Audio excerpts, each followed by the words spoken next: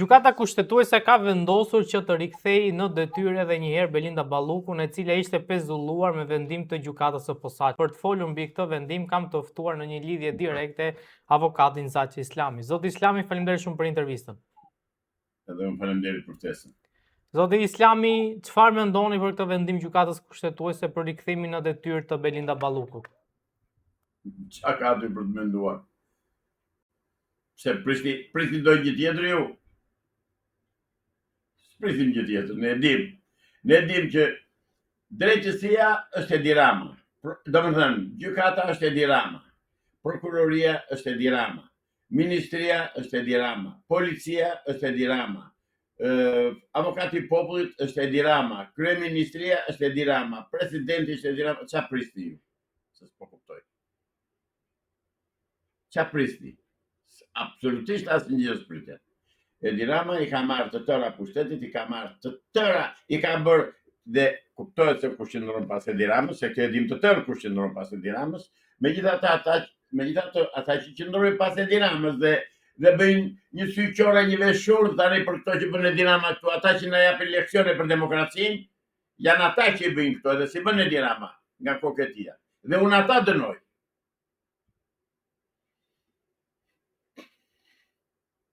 Avokat, mendoni që vendimi i gjykatës kushtetuese ishte një vendim që u mor duke mos u ndikuar nga kryeministri Ramos dhe palë të tjera? Vërtet e mendoni ju këtë, pa unë se mendoj kur, se unë e di kush qa luhet në prapasken. Unë e prisja këtë dhe s'kishe asnjë gjë të jashtëzakonshme këtu, po unë dua të dërgoj një haber atyre që kanë bërë drejtsinë e re. Atyre që thanë, tani e tutje do ketë drejtësi në Shqipëri. Në fakt s'bën një tjetër, veç se sollën drejtësinë e vitit 45, 50, 60, 80, 90 të Enver Hoxhës. Atë bën. Asnjë gjë tjetër. Absolutisht asnjë gjë për drejtësinë. Thjesht lanë popullin që jo e lanë, po i hapën dyrë dhe i thanë ikni zhdukuni ju shqiptarët, zhdukuni se do bjem të huaj këtu, edhe s'kam as drejtësi, as pron, as një gjë s'ka mbetur këtu. Tani do ikin dhe ata që kanë mbetur, do mbeten pleq që sikin dot dhe që do presën të vdesin e të janë korbat edhe sorrat. Kjo do të ndodhë në Shqipëri. Kjo është përgatitur. Këtë kanë përgatitur ata që bëjnë ata autorët e globalizmit. Këtë kanë përgatitur për Shqipërinë. E kam thënë dhe herë tjera, jemi popull dhe shtet kavje. Ata eksperimentojnë me Shqipërinë dhe kjo e për dhe popujt e tjerë.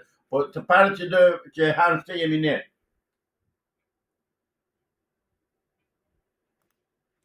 Avokata, keni besim të Spaku dhe të kreuiri i Spakut? Po sërë do kem besim tek ai bravo si e ka ai. Kem besim tek ai? Po unë i kam parë vendimet e tia. I kam parë dhe ato kërkesat e tij për gjykim. I kam parë të tëra. Zotëri, vemi nga vemi dhe kthehemi atje ku e nisëm. Drejtësia është drejtësi komuniste, drejtësi partie, drejtësi kryeministri, drejtësi satrapi, drejtësi kriminali, drejtësi hajduti, drejtësi e njeriu që i ka të tëra në dorë, populli flë. Dhe mos inshallah s'ngrit kur në aty gjumë ky popull, sepse kot jeton, vegjeton, s'është popull, është turm bagtisht, edhe mirja bërë, pak i bën dhe kaq bile.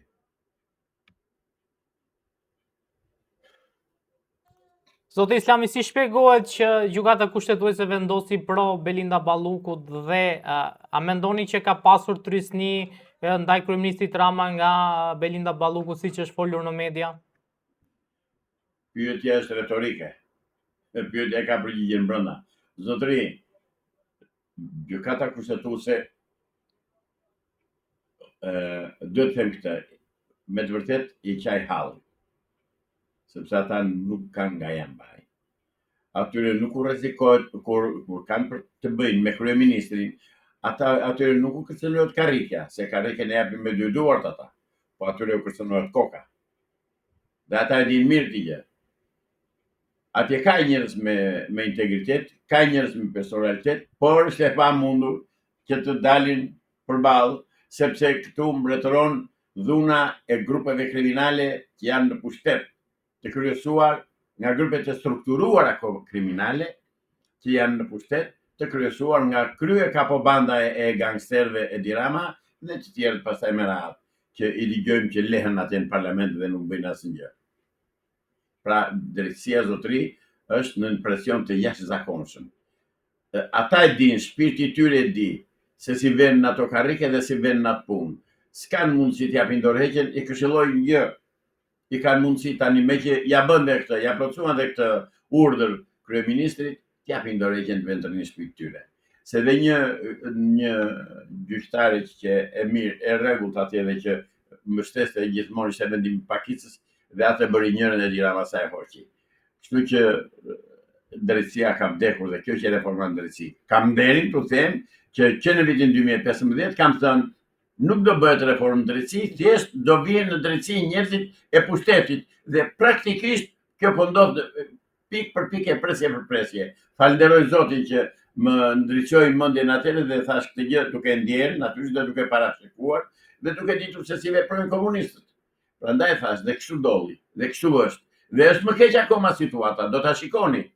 Shkoni në përgjykata të shikoni sa janë dosjet. Shkoni në përgjykata të shikoni që vendimet e gjykatës kushtetuese janë me dhomë këshillimi. Ku ishte parë kjo më të bësh gjyqje pa avokat, pa palë ndërgjyqëse. Pa le këto gjykatat e shkallës, gjykatat e apelit, e vetme gjykatat e apelit dhe gjykatat e shkallës parë. Ka mbaruar çdo gjë zotëri. Hapni sytë o shqiptar se ka mbaruar çdo gjë, po u them prap. Avokat, po si ka mbaruar çdo gjë kur ditën e djeshme e dërguar ambasadës amerikane ishte aty në SPAK dhe ne kemi pritur shumë nga amerikanët që të marrin në dorë, po themi, drejtësinë dhe drejtësinë e komandonin ata. Paktën këtë kemi thënë deri tani. Ata e morën, pse ç'a ndryshoi? Pse nuk ishin amerikanët dakord që të vijej të bëj kjo lloj drejtësie? Ata e vonur zotëri. Jo asnjë s'bëhet pa dëshirën e atyre. Pa dëshirën e atyre nuk lëviz një gjeth këtu. Dhe Dirama e di mirë këtë gjë. Pra, ajo që ishte di aty e dërguar e ambasadës amerikane, ajo erdhi thjesht për të vendosur atë brahon në apo atë këvun, atë tjetrin që vun tek hetusia. Jo zotëri jo. Pa dëshirën e atyre asnjë gjë s'bëhet. Përfitoj nga rasti që t'i drejtojmë atij zotërisë që flet nga Sauku ditë për natë dhe t'i them zotëri ja e bëri gjykata kushtetuese vendimin e saj, e mori. Dil pra fol. Dilini zot populli shqiptar që i keni vendosur një diktaturë të pa shembull deri tani. As Enveri nuk e kishte kështu. As Enveri, se Enveri të paktën po të mos krisje të lindë rehat, ndërsa ky të thot fol të ditën, po të merr pronën, të merr shpirtin dhe të katandis kështu si s'la ka katandisur. Avokat, po opozita çfarë bën? Po, gjithnjë ma bën këtë pyetje. Po më zotëri, nuk e shikoj se çfarë bën opozita. Po ta them unë që bën opozita. Zihen për tenderat, zihen kush do marr kryesinë e Partisë Demokratike, të ashtu quajtur opozitare, se s'është opozitare. Grinden me njëri tjetrin kush do dalë në krye, kush do t'i bën bryllin shokut. Për këtë është opozita, nuk është opozita. Ore zotëri, e keni dëgjuar ndonjëherë Sali Bereshiju që të flas për kthimin e pronave? Asnjëherë.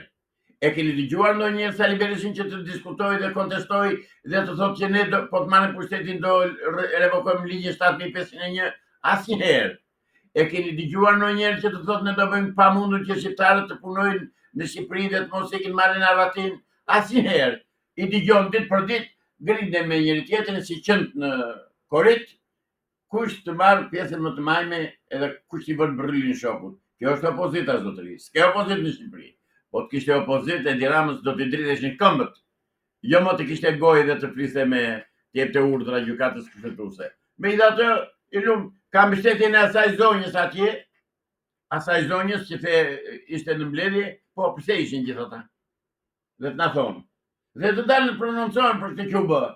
Sepse personi që ka marrë SPAK-un është më komunist se komunistët. Është nga një familje e lidhur me familjen e Enverit. Skrapaliti njoh mirë. Dhe ata i njohin mirë. Dhe atë brahun, dhe atë tjetrin brahun plak e njohin mirë. Të tërë i njohin.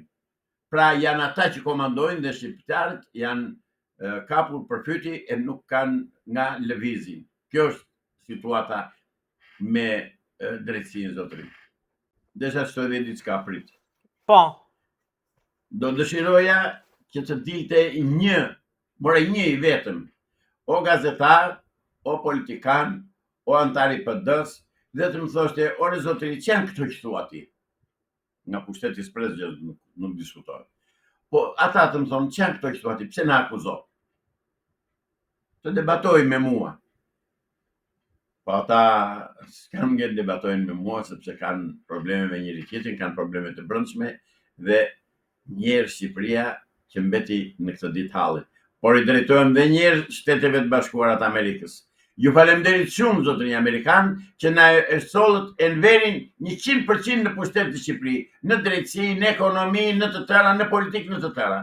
Ju faleminderit. E keni bërë mirë. Atë që filluat në 45-ën, atë po vazhdoni dhe sot, zotërinj Amerikan. Pa dhe të më thonë mua je kundër Amerikës. Nuk jam kundër Amerikës, jam kundër globalistëve. Të ta fiksojnë mirë gjithë ata që lomotisin për televizion. Faleminderit, zotëri. faleminderit shumë, zoti Islami.